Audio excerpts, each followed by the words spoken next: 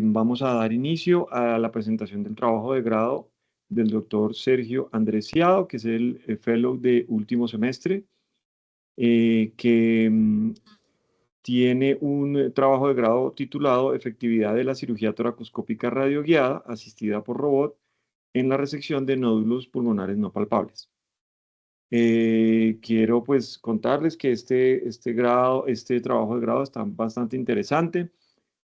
Y una de las cosas, además de eso, que tiene Sergio es que logró casi que cumplir con una nueva exigencia que tiene la Universidad del Bosque, que es más o menos tener ya lista su tesis casi 4 meses antes de que termine su fellow. Estamos a abril y a principios de abril ya lo tiene, les falta estos casi 3 o 4 meses y pues él lo logró. Hay unas cositas por ajustar todavía, poco a poco van a ir saliendo.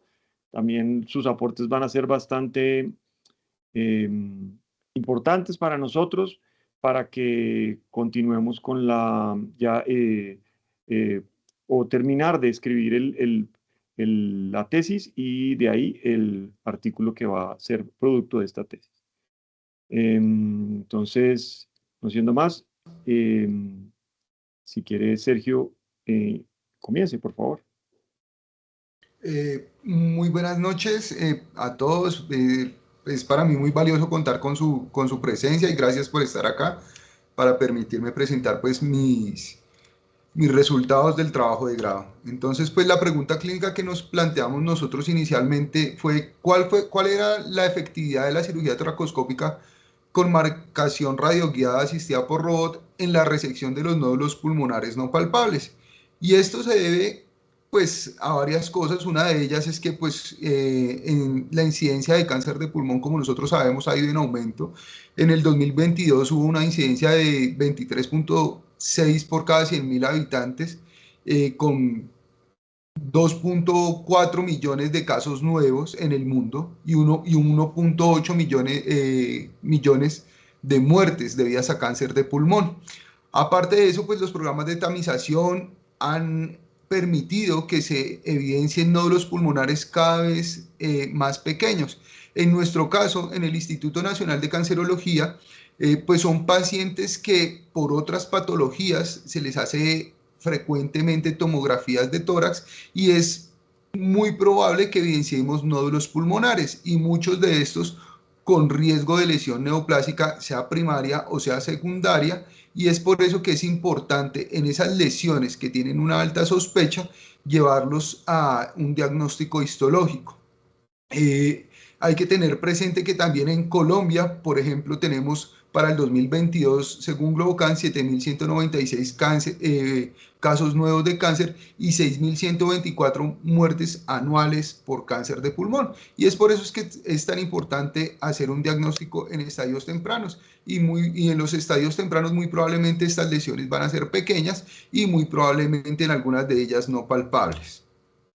Ahora bien, sabemos que hay ciertas características de los nódulos pulmonares que hacen que sea difícil su identificación intraoperatoria, como lo son su densidad, su profundidad, su localización, aquellos que tienen localización central, o la densidad de vidrio esmerilado, o la profundidad mayor de 10 milímetros. Y es allí donde juega un papel importante una localización exacta de estas lesiones para permitir una resección completa y asimismo pues dar una cirugía adecuada a estos pacientes, y más cuando se sospecha una patología oncológica con márgenes oncológicos adecuados. Entonces,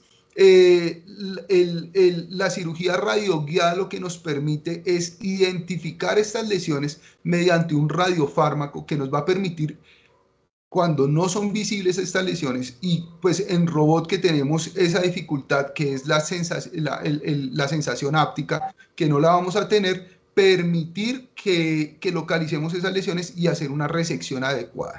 Entonces es por eso tan importante que en estos pacientes que tenemos estas características se haga una resección radioguiada de estas lesiones.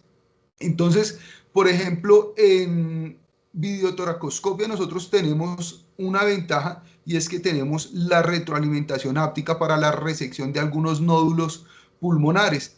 En la cirugía robótica, pues no tenemos esa retroalimentación. Si bien tenemos muchas ventajas en la cirugía robótica, como es que tenemos una visión en 3D que es inmersiva y de alta definición y que los instrumentos se pueden articular completamente a 360 grados, pues este punto de retroalimentación áptica no lo tenemos para muchos de los nódulos.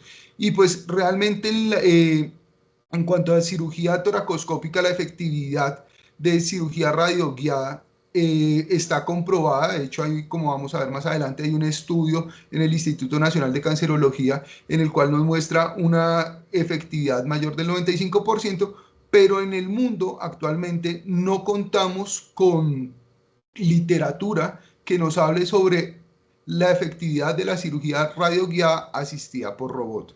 Entonces es importante tener en cuenta. Entonces, a partir del 2019 en el Instituto Nacional de Cancerología se ha venido realizando resección de nódulos pulmonares por robot asistidos por marcación radioguiada. Y pues nosotros quisiéramos saber o queríamos saber cuál era la tasa de éxito que presentaban estos pacientes, dado que en la literatura actual no existe una efectividad demarcada de estos pacientes. Y pues nuestro objetivo era mostrar la tasa de éxito, el perfil de complicaciones, los resultados histopatológicos y pues comprobar ante el mundo cómo estamos nosotros. Entonces la pregunta de investigación fue, ¿cuál es la efectividad real de la técnica por robot asistida por radiomarcada y en la resección de nódulos pulmonares no palpables?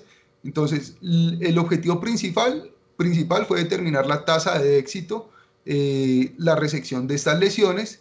Segundo, describir el perfil demográfico, clínico, imagenológico y patológico de la corte que encontramos y documentar las complicaciones tanto de la marcación como las complicaciones posquirúrgicas de este paciente. Entonces, digamos que la marcación de estos pacientes y la detección radioguiada ya es un protocolo adecuadamente establecido en el instituto. Lo primero que estos pacientes van a hacer es ser llevados a una marcación radiológica que se da generalmente entre 2 y 24 horas prequirúrgica, en la cual se hace una mezcla de un material, un radiofármaco que es el tecnesio 99 asociado con albúmina. ¿Esto qué nos permite? Esto nos permite que el radiofármaco no se disperse en el tejido pulmonar. Aparte de esto, a esto se le agrega 2 mililitros de medio de contraste yodado para poder hacer la confirmación inmediata en estos pacientes. Estos pacientes, después de que se hace la radiomarcación, se verifica en el tomógrafo que el medio de contraste no se haya extravasado, esté en el nódulo y posteriormente, digamos que no es una camisa de fuerza, pero en el instituto se está haciendo de esta manera, es que se hace con verificación con SPECT en estos pacientes, la confirmación del radiofármaco en el nódulo pulmonar. Posteriormente, el paciente es llevado al quirófano, se ingresa a la cavidad pleural, se hace el rastreo con la gamasonda intraoperatoria, se identifica el punto máximo de cuenta segundos en el parénquima pulmonar hacia donde está localizada la lesión y posteriormente se hace la resección por cirugía robótica de esta lesión en el segmento o en el sitio que se encuentra. Lo importante es que en el lecho no debe haber más del 10% de las cuentas segundos emitidas por el nódulo en su mayor punto para estar tranquilos de que no hay nódulo residual en el parénquima pulmonar. Entonces nosotros hicimos un diseño y una base metodológica en la cual principalmente esclarecimos unos criterios de inclusión y unos criterios de exclusión. Nuestro objetivo inicial fue un estudio observacional descriptivo tipo corte retrospectiva serie de casos en la cual se trató de incluir los pacientes desde junio del 2019 hasta agosto del 2025 se revisaron las historias de estos pacientes en la base de datos de acuerdo a la base de datos que se contaba en el instituto. Inicialmente se revisó los procedimientos quirúrgicos realizados en la base de datos que contamos en el servicio, pero digamos que había algún déficit, entonces se procedió a revisar semana por semana los procedimientos quirúrgicos por robot y se valoró a aquellos pacientes que cumplieran los criterios de inclusión. Una vez los pacientes cumplieron los criterios de inclusión, los cuales fueron pacientes mayores de 18 años que tuvieran nódulos pulmonares no palpables y que fueran llevados a cirugía de resección pulmonar por robot y que se hiciera marcación radioguiada. Se excluyeron aquellos pacientes en los que no se hubiera hecho por robot, sino se hubiera hecho por toracoscopia, la que no se hubiera llevado a marcación y los pacientes pues que no pudo ser marcado previamente. Entonces, cuando cumplimos esos criterios de búsqueda, inicialmente encontramos 169 pacientes que fueron sometidos a cirugía robótica en este periodo. Posteriormente, excluimos los pacientes que fueron llevados a resecciones mediastinales y solo quedaron 138 pacientes llevados a resecciones pulmonares, pero aquellos que cumplieron los criterios de inclusión, que fueron radiomarcados y mayores de 18 años, fueron 40 pacientes, los cuales fueron incluidos en el estudio. Entonces, una vez identificamos los pacientes, se procedió a revisar su historia en la matriz app del instituto y se registraron en la REDCap permitida por el instituto para registrar cada uno de estos datos del perfil clínico, del perfil morfológico, imagenológico, de los tiempos quirúrgicos, la parte de las cuentas segundos o lo marcado por el radiofármaco, las descripciones patológicas y las complicaciones. Entonces, nosotros después evidenciamos efectividad en 2 puntos, como la evidencia histopatológica del nódulo en la descripción patológica, fuera macro o microscópica, o en su defecto, que puede ser cualquiera de las dos, ausencia del nódulo en la tomografía de control posoperatoria de estos pacientes. Entonces, si cumplía cualquiera de las dos, se consideraba que había sido efectiva la cirugía con la marcación de ese nódulo para la resección del mismo. En cuanto a la parte ética, pues nosotros fuimos sometidos al comité de ética de la institución y digamos que nos ajustamos de acuerdo a las resoluciones actuales, a la resolución 484, a la 8430, perdón, del Ministerio de Salud para los estudios observacionales retrospectivos sin intervención biológica. Como les decía, todos los datos fueron registrados en el REDCap institucional, por lo tanto, solo tenían acceso las personas incluidas en el estudio, lo cual garantizaba la trazabilidad y la privacidad de los datos. Y fue avalado por el Comité de Ética Institucional en el Acta 015 del 2025. Ahora bien, vamos con los resultados. Entonces, en cuanto a los resultados, del total de los 40 pacientes, predominó el género femenino con el 75%, con un 25% de género masculino. El grupo etario más frecuente fue de 55 a 67 años, la edad mediana fue de 62 años con un rango intercuartil entre 54 y 70, pero había pacientes desde los 31 años hasta los 81 años. En cuanto al antecedente de tabaquismo de esos pacientes, el 67% no presentaban antecedente de tabaquismo y solo el 32% sí presentaban tabaquismo. De los pacientes que fumaron, entonces el 54% fumaba de 6 a 10 paquetes año, el 31% más de 15 paquetes año y el 15% de 0 a 5 paquetes año. De los antecedentes oncológicos de estos pacientes, el más frecuente fue el cáncer de mama con 10 casos que correspondía a un 25%, seguido posteriormente a genital femenino, dentro de los cuales está endometrio, cervix y ovario, que en total suman un 15%, y ya seguidos en general por sarcoma, riñón, recto, que cada uno con 7.5%, después tiroides con 5%, melanoma, estómago, colon, células germinales, y en otros que pues tenemos ahí carcinomas escamocelulares y carcinomas de senos paranasales. En cuanto a las características imagenológicas del nódulo, encontramos que principalmente fueron nódulos sólidos en el 82.5%, o sea, en 33 pacientes, y nódulos subsólidos en el 17.5%, o sea, 7 pacientes. De esos nódulos que fueron subsólidos, los que fueron en vidrio esmerilado puro, solo el 42.9%, y parcialmente sólido, 57.1%. Cabe anotar acá que los que fueron en vidrio esmerilado puro, los reportes de patología final reportaron adenocarcinoma in situ, un adenocarcinoma mínimamente invasivo y una hiperplasia adenomatosa atípica en estos pacientes. Ahora, en cuanto al número de nódulos que se encontraban en la tomografía prequirúrgica, el 45% de los pacientes se identificó que tenía un nódulo seguido por más de 3 nódulos, con el 32% de los pacientes, y después con 2 nódulos. Y la localización más prevalente fue el lóbulo superior izquierdo con 37.5, seguido por lóbulo superior derecho con 27.5 y después lóbulo inferior derecho. En cuanto a las variables imagenológicas, la mediana del tamaño del nódulo fue 9 milímetros.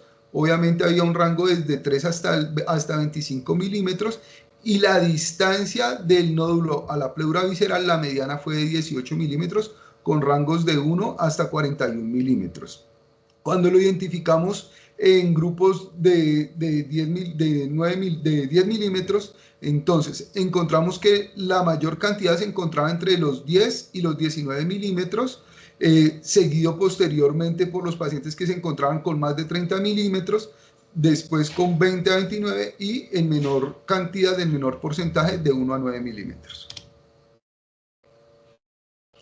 Digamos que esta es la tabla que nos resume lo que acabamos de ver, pero también es importante aquí tener en cuenta las variables quirúrgicas. La principal cirugía realizada fue la segmentectomía anatómica. Se realizaron en total 33 segmentectomías anatómicas.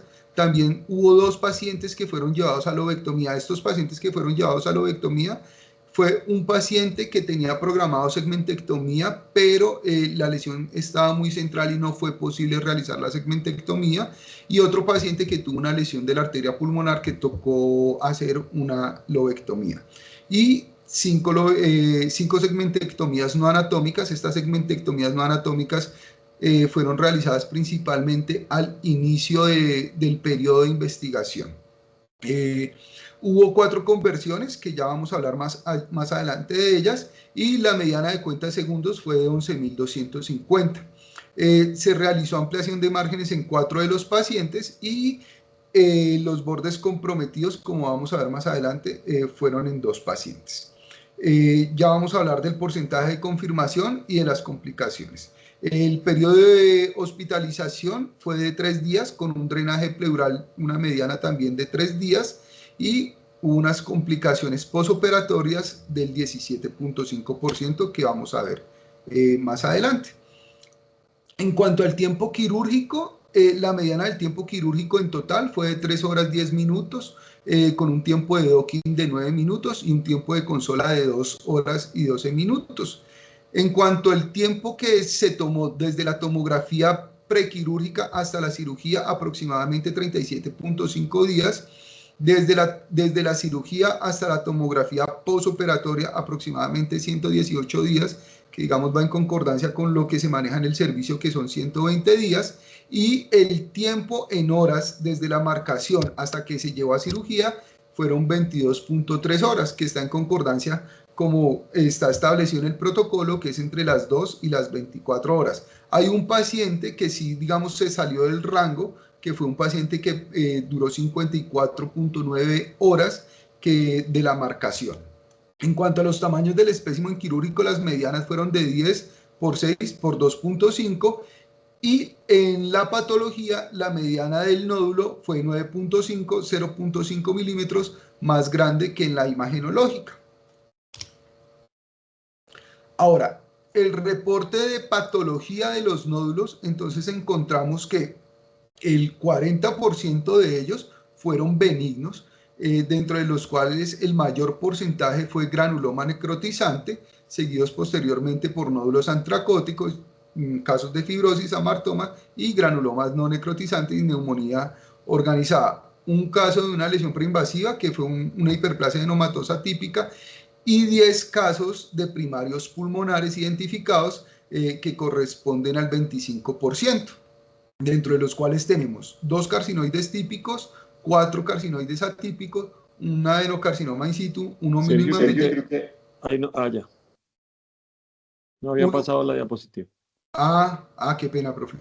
Uno mínimamente invasivo y uno y 2 invasivo. Y el resto fueron metástasis de otros primarios ya conocidos en estos pacientes. Ahora, en cuanto vamos a responder la primera pregunta, y es la tasa de éxito de la cirugía toracoscópica radioguiada asistida por robot para la resección de estos nódulos pulmonares, entonces, el primer criterio, que era la identificación de la lesión en la patología, encontramos que en el 97.5% de estos pacientes se identificó la lesión en la patología. Vale la pena aclarar que el paciente que no se evidenció en la patología no lo describen en la descripción macroscópica, pero en el reporte final evidencian fibrosis. Entonces, pues es un paciente con un antecedente de un tumor de células germinales y pues se cree que la fibrosis era el nódulo que presentaba. En el 92.5% fue bordes libres, resección completa, ya vamos a ver esto más adelante. Y cuando miramos que la resección del nódulo pulmonar planeado a la tomografía de tórax se confirmó en el 90% de los casos. Ahora, cuando combinamos las dos, la tasa de éxito de estos pacientes o la efectividad llegó a ser el 100%. En cuanto a los bordes de resección comprometidos en estos pacientes, tenemos que tener en cuenta que se reportaron 3, pero hay uno que fue un compromiso inflamatorio por un proceso granulomatoso compatible con paracoxidoides. Entonces, pues este no se considera como un borde positivo. El otro fue un carcinoide, pero es que a este se le realizó ampliación en el mismo acto quirúrgico, pero pues como la patología reporta positivo en el margen en la primera resección, por eso se incluyó, y el otro fue un adenocarcinoma de recto metastásico, en la cual no era claro que fuera realmente el borde positivo, y pues, Sergio, digamos... no avanzó tampoco la diapositiva. Ahí, profe. No, sigue en la de 100%.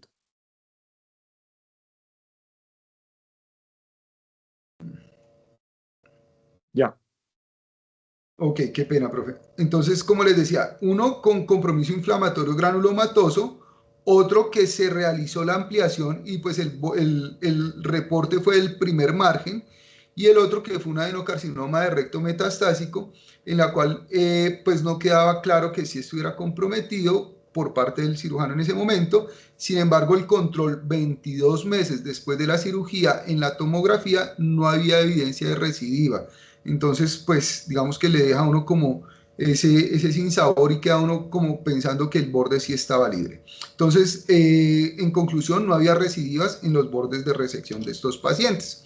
Ahora, cuando vamos a hablar de las complicaciones, que es un tema bien importante, encontramos que 27 de los pacientes no presentaron complicaciones, pero hubo un 32% de los pacientes que sí presentaron complicaciones secundarias a la marcación.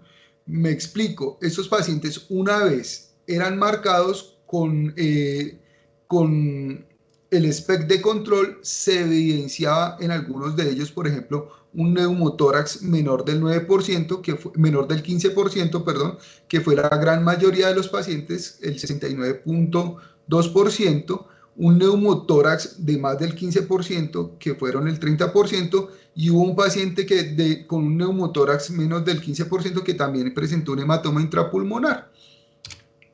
De estos pacientes que presentaron complicaciones secundarias a la marcación, solo uno requirió Sergio, algún... sigue sin avanzar la diapositiva. Estamos en bordes de resección. Se está demorando.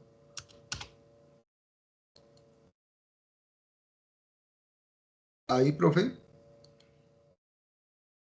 Voy a apagar la cámara, profe, a ver si avanza más rápido. Ahí ya No, estamos en complicaciones ya, secundarias a la marcación. Ok. Entonces, como les decía, de estos pacientes que fueron llevados a marcación, el 32.5% presentaron alguna complicación. La mayor de ellas, neumotórax menor del 15%, que fue el 69.2%, seguido posteriormente un neumotórax mayor del 15% y un paciente que presentó un hematoma intrapulmonar que también había presentado un neumotórax de menos del 15%.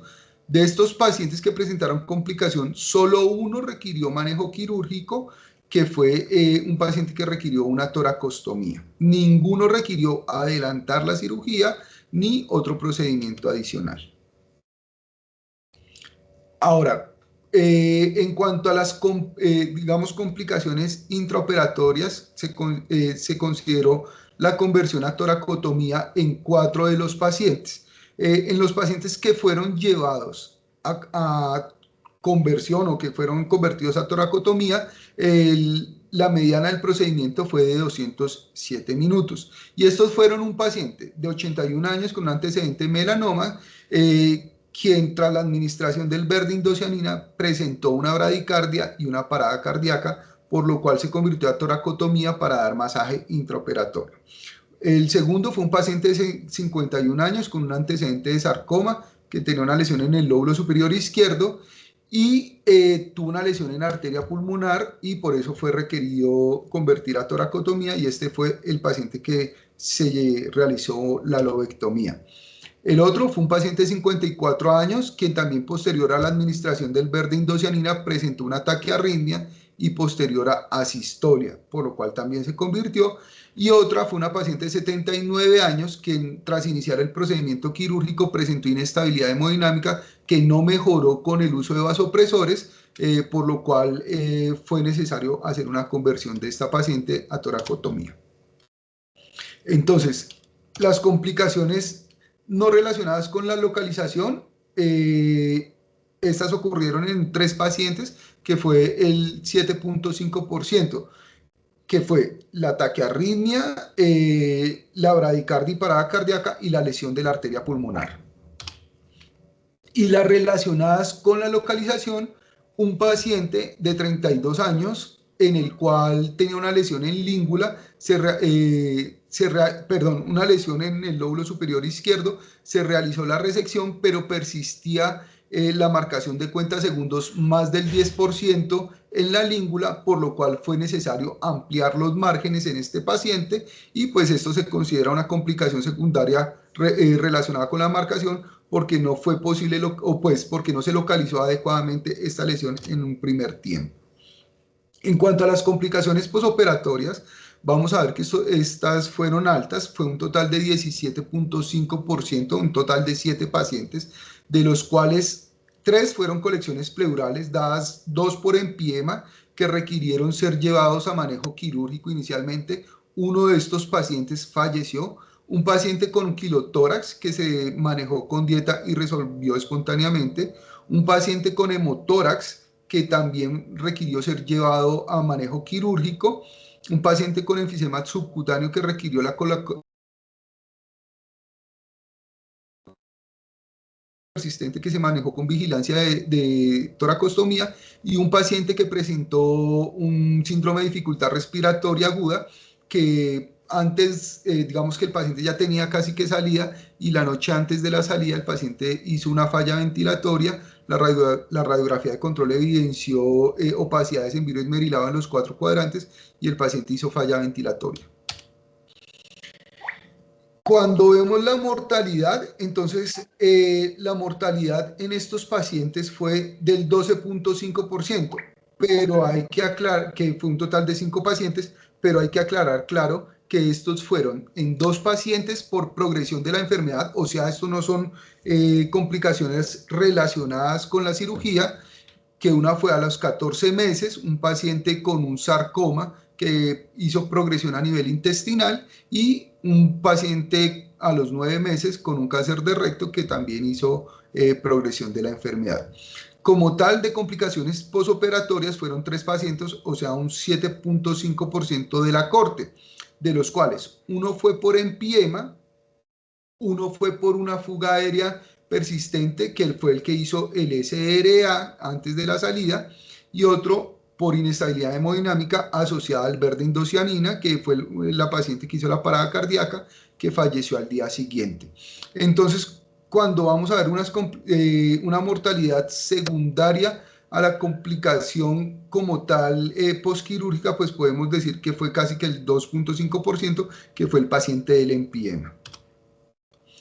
Entonces, cuando nosotros, digamos, hacemos el análisis de nuestro trabajo, encontramos que tenemos una efectividad del 100%, que importante fue que en estos pacientes el 25% correspondió a primarios pulmonares, como les mostré anteriormente, y dentro de ellos, pues en 2 pacientes fueron lesiones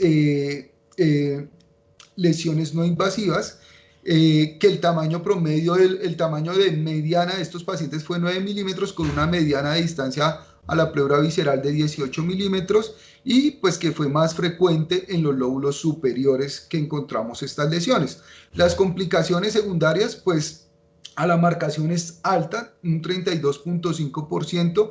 Digamos que cuando lo comparamos con otros métodos de marcación como los coils, estamos un poco más elevados, pero cuando lo comparamos con lipodiol, pues digamos que estamos a la par, o con arpones estamos un poquito inferior.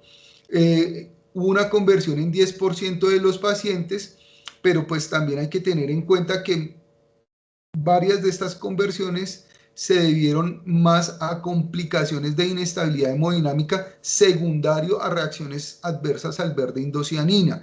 Sí se ha reportado reacciones adversas al verde indocianina como anafilaxia, pero son muy pocas. Lo que se ha reportado en la literatura es el 0.05%. Entonces esto es importante tenerlo en cuenta. Que hay complicaciones no relacionadas con la marcación, que son el 7.5%, y las complicaciones posoperatorias, que es importante tenerlas en cuenta, que tuvimos 17.5%. Y pues la mortalidad secundaria al procedimiento quirúrgico como tal, que fue un 2.5% en nuestra corte. Muchísimas gracias a todos.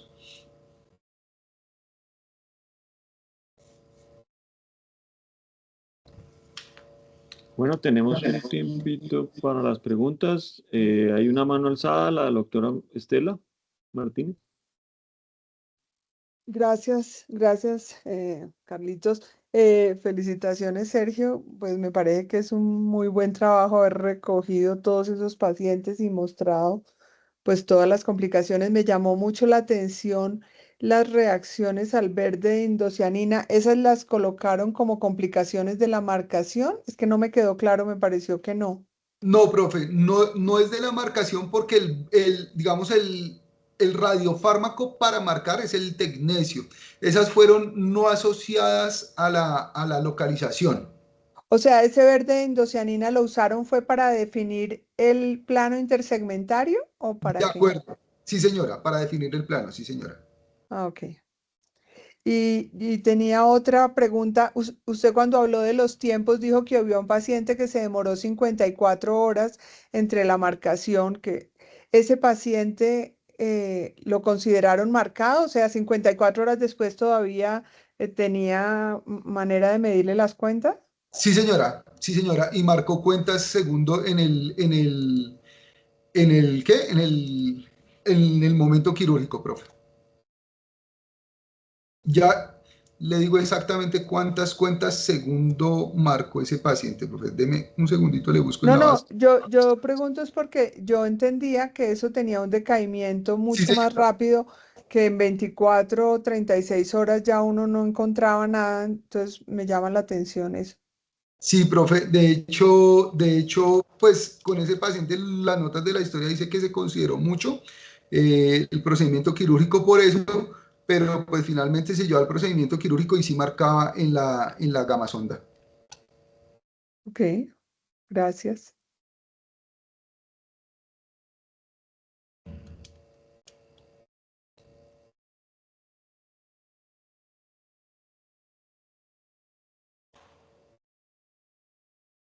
Sí, lo que dice la doctora con respecto a ese último caso de que 54 horas después del, sí, 54 horas son 2 días, 2 días y largos. Ah, normalmente ya para ese momento, en teoría uno no debe tener nada, pero pues como se había marcado y como en última se hizo el procedimiento quirúrgico, tenía más o menos, cumplía con los criterios de inclusión y lo interesante pues fue que marcó. Entonces, pues no sé, no se excluyó de la serie. ¿Sí, Wilfred? Muy buenas noches. Primero que todo, muchísimas felicitaciones. De verdad me parece espectacular que se esté todo el tiempo presionando y ayudando también a que los fellows puedan tener un trabajo de investigación, una publicación de buena calidad para poder graduarse y poder mantener pues, la calidad de la investigación. Y obviamente todo va de la mano del doctor Carvajal, entonces muchísimas gracias por eso, me parece algo espectacular. Entonces primero quiero hacer ese reconocimiento. Segundo, el trabajo me parece muy, muy bueno, me parece súper bien analizado, muchísimas gracias. Tenía una pregunta con respecto a los eventos adversos que se presentaron, algo similar a lo que pregunta la doctora, porque es que 3 taquiarritmias con asistolia me parece algo bastante grave, pues realmente no es un porcentaje alto, pero me parece bastante grave. De pura ignorancia, porque no utilizo ese tipo de marcación, ¿esto es lo normal que se presenta en este tipo de medicamentos o hubo algo que nos diferenciara del resto del mundo? En el mundo, profe, actualmente cuando hice la revisión, solo he reportado 0.05% de anafilaxia como tal. Sí hay reacciones alérgicas y hay reacciones alérgicas cruzadas a los pacientes que tienen antecedente de alergias al yodo. De hecho, hay un estudio en pacientes con cáncer endometrial que tienen 65 pacientes y 3 de ellos hacían alergia cruzada con el yodo. Pero pues no son tan altas. Ahora, lo que sí ve uno es que cuando se infunde el verde indocianina, no sé si de eso será dependiente de la tasa de infusión, pero los pacientes sí hacen un poco de inestabilidad hemodinámica tras la administración del verde indocianina. Ellos empiezan, cuando uno ve que el anestesiólogo empieza a ver que las cifras tensionales bajan ligeramente y ellos empiezan a aumentar el soporte vasopresor. Creo que sería bueno revisar muy posiblemente las diluciones que se están realizando, porque honestamente yo no veía eso en Montreal con las resecciones por robot que se utilizaba el verde indocianina, a los pacientes no les pasaba eso, entonces de pronto se podría revisar una dilución que se esté realizando, que pueda ser una concentración mayor, pues es una hipótesis posiblemente porque me pareció bastante. Y lo otro que quería mencionar es que yo quería contarles que tengo una serie de casos que estamos recogiéndolo en este momento con algunos residentes, en la cual tenemos 38 pacientes que son marcados por COILS, por nódulos subcentimétricos, el menor de ellos de 4 milímetros con patología positiva de malignidad. Y de ese específico, con un solo paciente que se quedó el coil adentro y que fue negativa la marcación, o negativo pues el procedimiento quirúrgico, y que este realmente como un diferencial que yo le veo y la razón por la cual me gusta mucho es porque me permite en el fluoroscopio medir los márgenes de resección, entonces yo puedo, el intervencionista me coloca el coil donde yo quiero y después yo lo busco y mido cuál es el margen que le voy a dejar el nódulo. El doctor Carvajal lo sabe muy bien de ese tipo de medición y el margen que se deja. Entonces creo que eso es una ventaja que puede tener adicional el coil frente a este tipo de marcaciones de gama sonda. Gracias. Muy interesante, Wilfred, sí, yo sé, operaste a mi suegra con un microcoil de esos. Entonces, sí, pues son diferentes técnicas y pues nosotros no nos vamos por una por otra, siempre hemos hecho allá en el instituto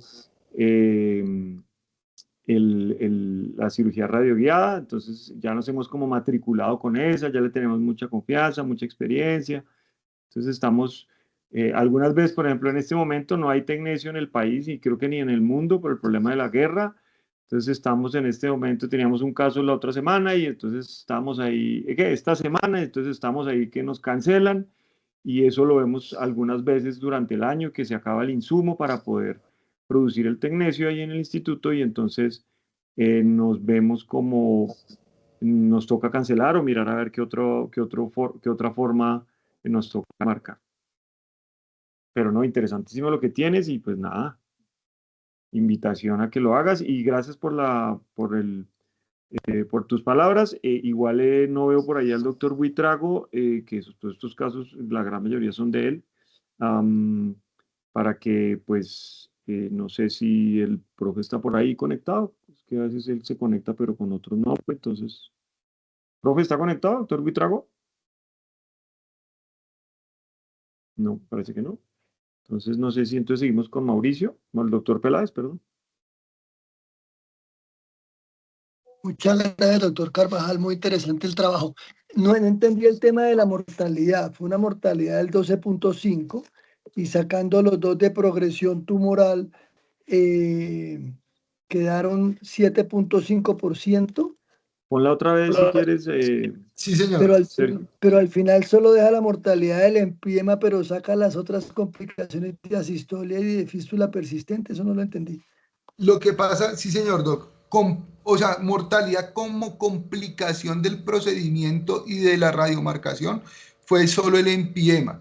El paciente de la fuga aérea no falleció por una fuga aérea, realmente el paciente estaba ya para irse a su casa y no sabemos la causa, hizo un SDRA, como le decía, con virus esmerilado en 4 cuadrantes de manera súbita en la noche. Pasó a la UCI y falleció esa madrugada. Y la otra fue la inestabilidad hemodinámica que se presentó por el verde indocianina.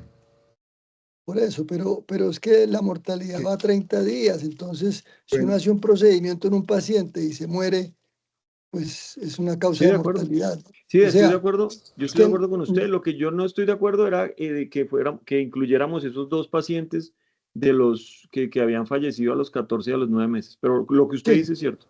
La mortalidad al mes, a los 30 días y a los 90 días es de 7.5. Exacto. Está relacionada con el procedimiento, uno por alergia o por inestabilidad y otro por fuga, punto. Eso no. Sí, de acuerdo. No le veo más. Listo. Sí, señor. Listo, sí, señor. Perdón, ¿sí? Uno de los que falleció, es que no lo tuve claro, ¿fue de verde indocianina? Sí, señora, sí, señora. Una paciente de las de inestabilidad por verde. Ese se murió al otro día, esa fue la que se murió al otro día de la cirugía. Una pregunta, yo había entendido que ustedes además de cuando iban a hacer robot, además de hacer la marcación, esta radioguiada, le inyectaban al nódulo verde de indocianina.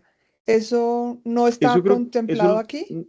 No, eso lo pensó el doctor Buitrago en algún momento, que además dentro de la ilusión se mezclara verde, el yodo y el tecnesio.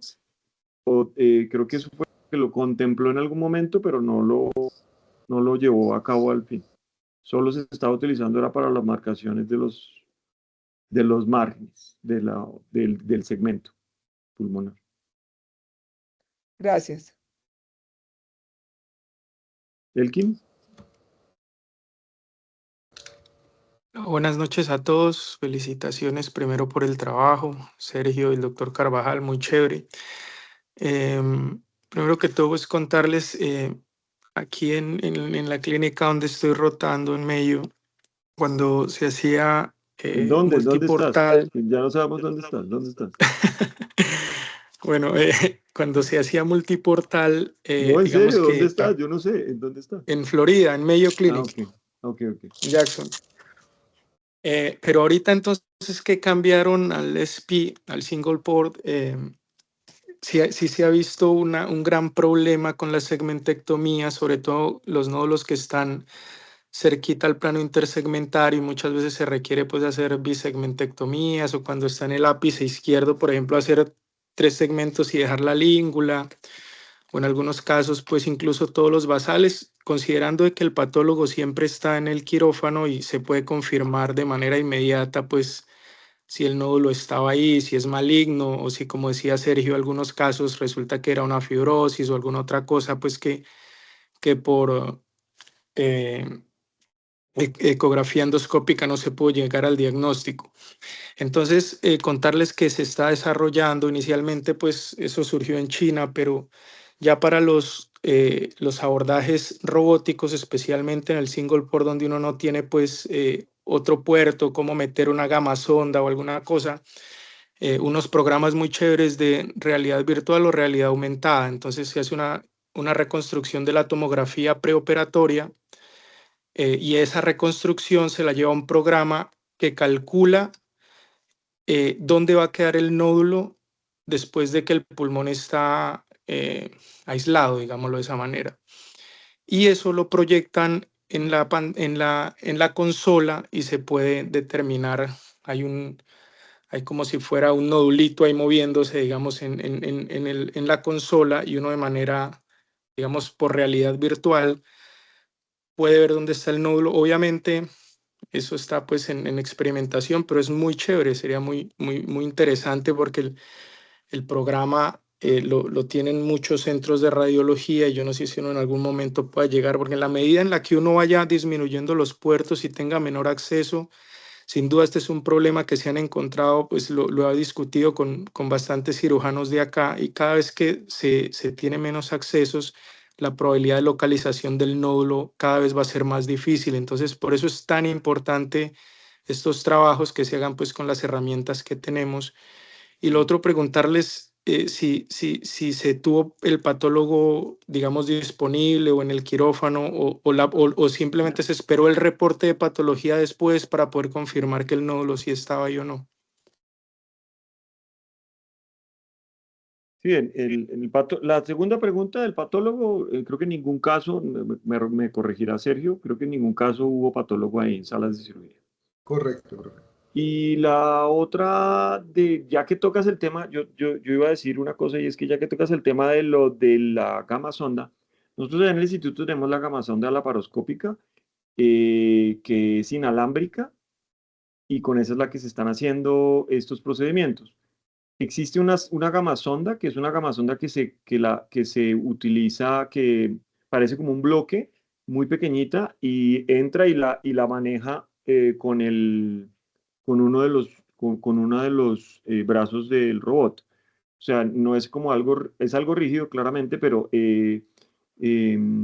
no es alargado como la otra gamasonda que nosotros tenemos, que es la toracoscópica, sino que se entra por uno de los puertos de toracoscopia y lo toma el brazo y lo va manejando y va mirando las cuentas a través, o sea, se maneja es por el brazo.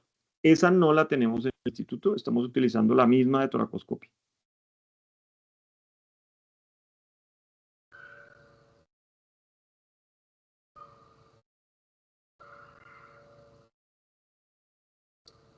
Pero no sé si tienen, creo que ya.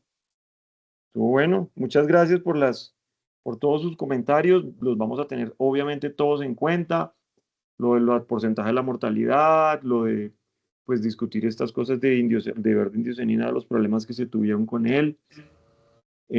Todos sus aportes son para nosotros muy importantes, porque eso nos hace, ustedes son los que nos critican y nos hacen que nuestros proyectos cada vez sean mejores. Entonces les agradezco que se hayan conectado, y adicionalmente agradezco todas sus opiniones. Igual ahí estamos, cualquier cosa, cualquier duda, pueden ver el video, porque creo que esta presentación se está quedando grabada. Si queda alguna otra duda, alguna pregunta, nos la pueden hacer después, y eso nos va a servir a que nuestro artículo pues ya después salga publicado y salga pues con impermeable a todas este tipo de dudas que puedan llegar a tener los revisores.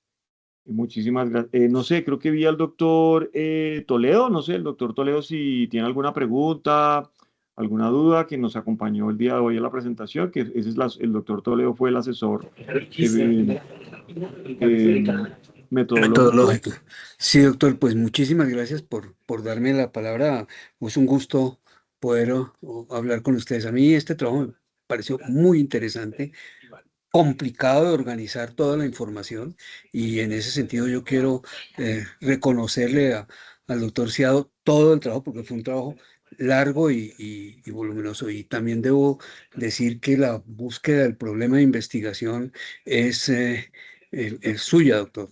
Tengo que decir que es usted el que tiene claro cuáles son los problemas y cómo ubicarlos, y eso les ayuda muchísimo a los fellows a mejorar la calidad de los trabajos. Y para mí, pues, es un gusto estar con ustedes. Muchísimas gracias, muy amable. No, muchas gracias a usted, doctor Toledo. Y espero seguir trabajando con usted en todos los proyectos de los doctores. Muy Para mí amables. siempre ha sido un placer. Gracias, doctor. Bueno, Sergio, no sé si va a decir alguna otra cosa. Sí, profe, pues primero que todo darle un reconocimiento a usted especialmente, doctor Carvajal, y al doctor Buitrago. Son personas que se han puesto la camiseta, que nos han ayudado muchísimo en la parte investigativa a nosotros los fellows, que realmente uno ve que cuando uno tiene algún problema le ayudan a solucionar, porque llegar hasta este punto no es fácil, porque muchas veces que el comité de ética, que la presentación de la idea, y quiero hacer un reconocimiento especial, doctor, porque creo que ustedes se han puesto la camiseta y nos han apoyado a nosotros los fellows grandemente en esto, y hay que reconocerlo, y muchísimas gracias por eso. Esperamos que siga siendo así con todos los que vienen adelante, porque nos beneficia mucho su trabajo, profe. Muchas gracias. Bueno, muchas gracias. Gracias, Sergio. Gracias a todos por sus comentarios y que tengan una buena noche. Un abrazo a todos. Buenas noches, Buenas muchas noches. gracias. Muchas gracias y una feliz noche.